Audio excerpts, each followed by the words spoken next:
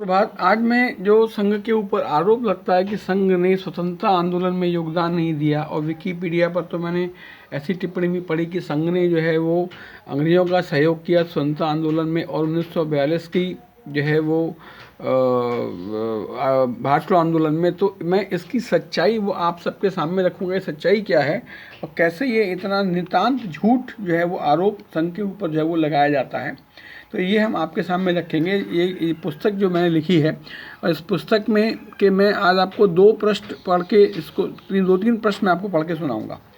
और इस पुस्तक में मैंने संघ के संस्थापक का जो व्यक्तिगत तौर पे जो उन्होंने आज़ादी की लड़ाई के लिए किया, और संघ के उस समय के जितने भी कार्यकर्ता जो थे संघ के, जिन्होंने कि इस लड़ाई में योगदान जो है वो दिया है व्यक्तिगत स्तर पर, उन सब के बारे में, और क्रेडिबल यानी कि जो न्यूज़पेपर्स की और गुप्तचर विभाग की रिपोर्ट्स के हवाले पर ये सब जो है मैंने इसके अंदर में दिया है। तो आइए इसको शुरू करते हैं।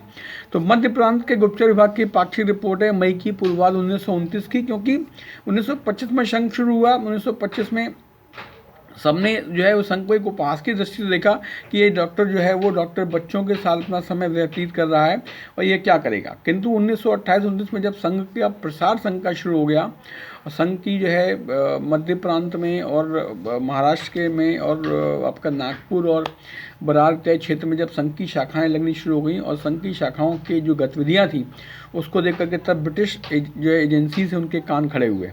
तो ये ब्रिटिश जो 1929 की रिपोर्ट है मई की, उस रिपोर्ट में क्या कहा गया है, ये गुप्तचर विभाग की रिपोर्ट है। वर्धा में एक ही बात ध्यान देने योग्य है, वह है राष्ट्रीय स्वयंसेवक संघ की स्थापना, जो नागपुर के आरएसएस की ही एक शाखा प्रतीत होती है। मुख्य वक्ता doctor Munje, doctor Cholkar, doctor Paranjpe थे। वक्ताओं ने भी बताया कि उनका तात्कालिक उद्देश्य तो हिंदुओं को अपनी सुरक्षा के लिए संगठित करना है, किंतु उनका अंतिम लक्ष्य तो स्वराज प्राप्ति ही है। ये रिपोर्ट गुप्तचर विभाग की है। ये रिपोर्ट जो है वो मेरी आपकी नहीं है, ना ये रिपोर्ट संघ की रिपोर्ट है, ये गुप्तचर विभाग की रिपोर्ट है। गुप्तचर विभाग का संघ के लिए क्या मानना है कि इसका लक्ष्य भी स्वराज प्राप्ति है।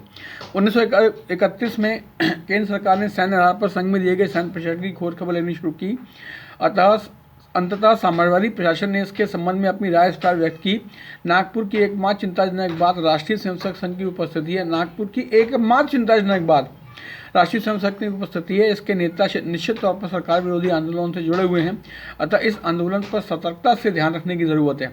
मध्य प्रांत एवं बरार की राजनीतिक स्थिति पर रिपोर्ट, जुलाई उत्तरार्ध 1932, FLP PNJ 1420, नेहरू स्मृति संग्रहालय, पुस्तकालय, नई दिल्ली। सरकारी कर्मचारियों की राजनीतिक आंदोलन के प्रति भूमिका का विवरण सरकारी कर्मचारियों के लिए आचार संहिता के नियम 23 में किया गया है। तदनुसार उन्हें इस प्रकार के सभी कामों से अलग रहना चाहिए। सरकार का सुनिश्चित मत है कि राष्ट्रीय स्वयंसेवक संघ के नाम के संगठन के स्पष्टता, सांप्रदायिक स्वरूप और राजनीतिक में उसके अधिकाधिक भाग लेने के कारण सरकारी कर्मचारियों का संगठन के साथ संबंध, उसके निष्पक्ष कर्तव्य। अब राजनीति में उसके अधिकाधिक भाग लेने के कारण सरकारी कर्मचारी कि उस राजनीति में संघ भाग नहीं लेता था। संघ के जो दायित्वशील कार्यकर्ता थे वो राजनीति में अधिकाधिक भाग लेते थे। और डॉक्टर जी स्वयं जो है वो संघ में सरसंघ चालक के पद से त्यागपत्र देकर के उन्होंने 2 आंदोलनों में जाकर के भाग लिया, और भाग लेकर के वहाँ पर जेल का एक कारावास भी काटा उन्होंने, और वो उनके जीवन के पहले कारावास थे। उससे पहले क्रांतिकारी आंदोलन में या इन आंदोलन में वो कभी पकड़े नहीं गए, वो इतने चतुर थे। तो संगठन तो राजनीति में उसके अधिकाधिक भाग लेने के कारण सरकारी कर्मचारियों का उस संगठन के साथ संबंध उनके निष्पक्ष कर्तव्य पालन के साथ असंगत है या हो सकता है। अतः सरकार ने निर्णय लिया है कि किसी भी सरकारी कर्मचारी को राष्ट्रीय स्वयंसेवक संघ का सदस्य बनने अथवा उसके कार्यक्रमों में भाग लेने की अनुमति नहीं रहेगी। फाइल 28/23, गृह विभाग राजनीति की रिपोर्ट जो है राष्ट्रीय अभिलेखा, नई दिल्ली। अब भाई आप ये समझें कि जो है अब आप ये समझें कि जो है सरकारी कर्मचारियों को जो भाग लेने पर जो है वो अगर संघ ब्रिटिश सरकार का सहयोगी होता तो वो सरकारी कर्मचारियों के उसमें भाग लेने पर रोक क्यों लगाते। अब आप इससे खुद अंदाज लगा सकते हैं। सन 1928 में साइमन कमीशन भारत आया और कांग्रेस के बनारस में हुए अधिवेशन में साइमन कमीशन का बहिष्कार करने एवं अखिल भारतीय स्तर पर हड़ताल करने का निर्णय लिया गया। मराठी मध्य प्रांत कांग्रेस में जोशी महासचिव थे और डॉक्टर हेडगेवार कार्य समिति के सदस्य थे। साइमन विरोधी आंदोलन के लिए प्रचार करने वाले लोगों को जागृत करने का कार्य डॉक्टर हेडगेवार को सौंपा गया। उस वक्त तक नागपुर और उसके आसपास के क्षेत्र में संघ की 18 शाखाएं थीं। नागपुर में कांग्रेस ने साइमन कमीशन के विरोध में सभा करके प्रस्ताव पारित किया। प्रस्ताव क्या था? देश के हिंदुओं एवं मुसलमानों को एकताबद्ध होकर समाजवादी ताकत को उचित जवाब देना चाहिए। जब मार्च 1929 में साइमन कमीशन मध्य प्रांत और बरार आया, तब अलग अलग दृष्टिकोण के बावजूद हिंदू नेताओं ने कमीशन के साथ सहयोग करने से इनकार कर दिया, जबकि मुसलमानों ने कमीशन का स्वागत किया। मध्य प्रांत एवं और बरार की प्रशासनिक रिपोर्ट वर्ष 1931-32 खंड 11 प्रश्न 9 गवर्नमेंट प्रिंटिंग प्रेस नागपुर 1933। तो आप समझिए कि संघ हिंदुओं, अब यहाँ हिंदुओं से तात्पर्य संघ का ही है। तो संघ जो है वो संघ ने कांग्रेस का जो है इस पर समर्थन किया साइमन कमीशन के ऊपर में। और फिर भी आप कहते हैं कि जो है वो संघ ने क्या किया? दिसंबर 1929 में कांग्रेस ने अपने लाहौर अधिवेशन में पूर्ण स्वतंत्रता को अपना ध्येय घोषित करते हुए 26 जनवरी 1930 दिन रविवार को देश भर में स्वतंत्रता दिवस मनाने का निर्देश दिया। डॉक्टर हेडगेवार ने कांग्रेस के स्वतंत्र दिवस मनाने के निर्णय को संघ का निर्णय बनाकर उनसे कार्यान्वित किया और संघ की स्थापना के बाद पहली बार कोई परिपत्र शाखाओं में भेजा गया। यानी कि संघ ने इस मुद्दे को हाईजैक किया, संघ ने उसमें कांग्रेस को श्रेय दिया। और संघ ने क्या लिखा? इस वर्ष उस पत्रक में लिखा गया था, इस वर्ष कांग्रेस ने स्वाधीनता को अपना लक्ष्य घोषित करके कांग्रेस कमेटी ने रविवार दिनांक 26 जनवरी को संपूर्ण भारत में स्वाधीनता दिवस मनाया जाए, ऐसा घोषित किया है। यह देखकर अखिल भारतीय राष्ट्रीय सभा संघ की स्वातंत्र के ध्येय तक ये कांग्रेस के लिए उन्होंने दिया है कि अखिल भारतीय राष्ट्रीय सभा अपने स्वातंत्र के ध्येय तक आप पहुंची है। यह जानकर हम सबका आनंदित होना स्वाभाविक ही है, क्योंकि उस समय कांग्रेस बोलती थी, वो कांग्रेस ब्रिटिश राज के अंदर में स्वतंत्रता बोलती थी, पूर्ण स्वतंत्रता नहीं बोलती थी। पूर्ण स्वतंत्रता जब पहली बार बोला तो संघ ने उसका स्वागत किया और इस ध्येय को सामने रखकर काम करने किसी भी संस्था का सहयोग करना हमारा स्वाभाविक कर्तव्य है। इसीलिए राष्ट्रीय सहयोग करना, खुद नहीं करना, सहयोग करना स्वाभाविक कर्तव्य है, क्योंकि जो मुख्य कार्य अच्छे लोगों को तैयार करना है, राष्ट्रवादी लोगों को तैयार करना है। विवेकानंद के द्वारा जो इच्छित युवा हैं वो युवा तैयार करना है, ये जो है संघ का कार्य है। संघ का कार्य सीधे आंदोलन में भाग लेना नहीं है। इसलिए राष्ट्रीय स्वयं संघ की सभी शाखाएं रविवार दिनांक 26/1/1930 को सायंकाल 6 बजे अपने संघ स्थानों पर अपनी शाखाओं में सभी स्वयंसेवकों की सभाएं आयोजित करके राष्ट्रीय ध्वज अर्थात भगवा ध्वज का वंदन करें। उस समय संविधान सभा या तमाम जो है वो इवन संविधान सभा ने भी भगवा ध्वज को ही भारत का राष्ट्रीय ध्वज बनाने की सिफारिश की थी। आप ये इसको भी ध्यान रखें, तिरंगा भगवा ध्वज, इसीलिए संघ ने भगवा ध्वज को राष्ट्रीय ध्वज जो है वो जो है माना गया। ये बाद की राजनीति ने जो है तिरंगे को लेके आया, लेकिन जो संविधान सभा के जो प्रबुद्ध सदस्य थे वे भगवा ध्वज को मानते थे। अतः संघ ने भगवा ध्वज को ही हमेशा माना है, क्योंकि भगवा ध्वज ही वो सनातन धर्म को जो है रिप्रेजेंट करता है, जो कि यहाँ का प्रमुख धर्म है, जो जीवन शैली है इस क्षेत्र की।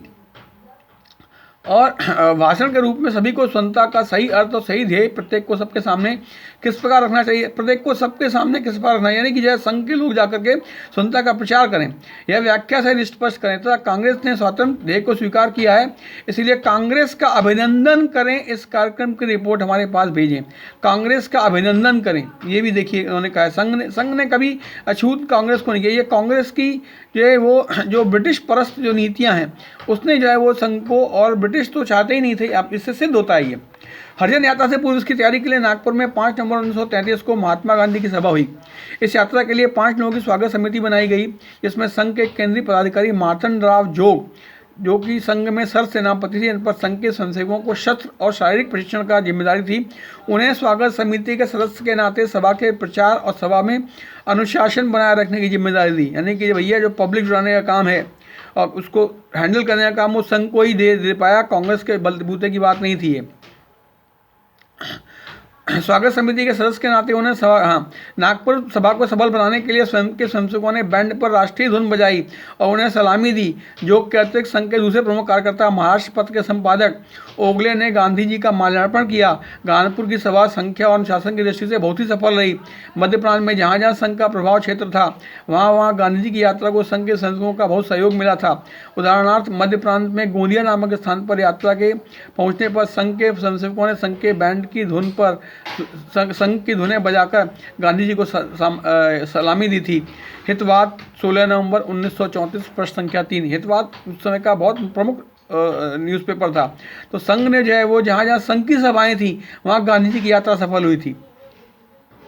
दूसरे, तो इन सब चीज़ों, इन सब उदाहरणों से जो है वो सिद्ध होता है कि संघ ने जो है वो स्वतंत्रता आंदोलन में संघ ने बहुत सक्रिय जो है वो योगदान दिया, संघ के स्वयंसेवकों ने दिया। किंतु जो संघ की नीति थी, एक तो जो है संघ की अप्रचार करने की भी नीति रही है कि संघ कभी भी जो है संघ के लोगों का ये मानना है कि हम जो है वो भारत माता हमारी माता है और माता की सेवा करने के लिए श्रेय कैसा लेना, बोले अपनी माँ की। तो ये संघ में हमेशा से भाव रहा है।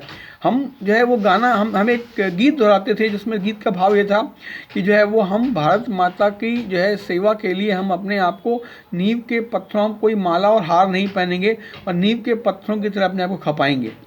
तो चूंकि संघ ने अपने कार्यों का भी प्रचार नहीं किया, इसी वजह से ये संघ के विरुद्ध दुष्प्रचार करने का जो है वो लोगों को मौका मिला है। किंतु जो असलियत है वो असलियत जो है वो जनता भी जानती है। और आप सब देख रहे हैं ऐसे जो कम्युनिस्ट और जो नेहरूवियन कांग्रेस और कम्युनिस्टों का जो गठजोड़ है वो उसने जो ब्रिटिश नीति के तरह ही जो है वो, चूँकि जानता था कि संघ राष्ट्रवाद का पोषक है और राष्ट्रवाद का पोषक होने नाते, और हम जो है वो अब पिछले 60 सालों का जो शासन और अभी हमने जो राष्ट्रवादियों की सरकार का शासन देख करके हम इससे भी अंदाज़ा लगा सकते हैं कि संघ क्या चाहता था और अंग्रेज क्यों नहीं संघ को पसंद करते थे, अंग्रेज क्यों नहीं संघ को जो है वो प्रमुखता में और अन्य किसी को लाना चाहते थे। इससे हमको सिद्ध होता है। तो असली जो है वो देशभक्त कौन है, ये देशभक्त आप स्वयं जो है जान सकते हैं। संघ के संस्थापक को कठोर सश्रम कारावास दिया गया था। सावरकर को तो जो है वो अंडमान में जेल में जो है वो डाला गया था, उनको वहाँ भेजा गया, कठोर यातनाएं दी गई थी। लाला लाजपत राय के ऐसी लाठी मारी, लाला लाजपत राय जो है वो खत्म हो गए। लोकमान्य तिलक को यांगून की जेल में भेजा गया, बिपिन चंद्र पाल को भेजा गया, क्योंकि इन सब लोगों ने पूर्ण स्वराज का नारा दिया था। किंतु जो है गांधी और नेहरू को जो है वो आपने खुद मालूम है कि आगा खान के महल को जेल कन्वर्ट करके उसमें रखा गया था। तो लाठी किसने खाई भाई? जो हमारा जो सहयोगी होता अंग्रेज का, तो अंग्रेज उसको तो लाठी नहीं मारते ना। तो अंग्रेजों ने लाठी किसको मारी, अंग्रेजों ने महल में किसको रखा, इससे आपको जो है वो सारी स्थिति का पता लग सकता है। तो जो है इस झूठे प्रचार में हमें आने की आवश्यकता नहीं है और दृढ़ता के साथ में सभी स्वयंसेवकों को इन सब तथ्यों को सामने रख करके ये पुस्तक हम जल्दी छपवाने का प्रयास करेंगे, ताकि आप जो है वो तथ्यों सहित जो है वो अपनी बातों को लोगों के सामने रख पाएँ और दुष्प्रचार की काट कर पाएँ। धन्यवाद।